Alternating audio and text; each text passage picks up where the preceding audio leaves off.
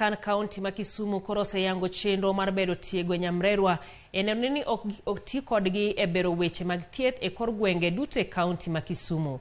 Ted kaunti no wacho ni nyamrerwa osekelo lokruok maduong' nyaka ne ketgi e chudo kendo weche mag chanjo kod kata mine manyuol e osiptal kwan gi oseidho malo. Jatend migawo mar thieth Laktar Gregory Ganda koro jiwo mana jopiny mondo omed donjo e okumba mag thieth kaka marwa mabende tayo kod kaunti ma Kisumu. How do we allow? All right. The issue, for example, for one, political, the shortage of healthcare workers, which means there's fatigue. Primary affairs. What are the plans?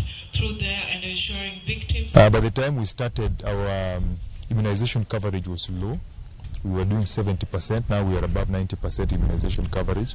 Women delivering in hospitals was also very low. It was around 69%, 68%. And now women delivering in hospitals at around 84%, which means there's a great improvement. We decided to invest heavily in community health services and pushed in a lot of money in the last 1 year towards training community health volunteers, digitizing community health so that we actually can do personal care.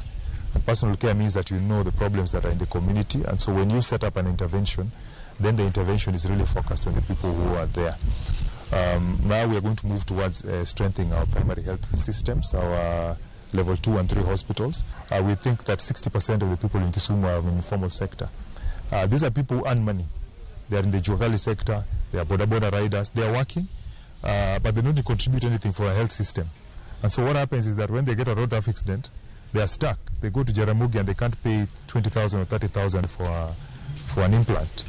And so these are the people now we want to move into the system by making it easier for them to be able to join a health insurance.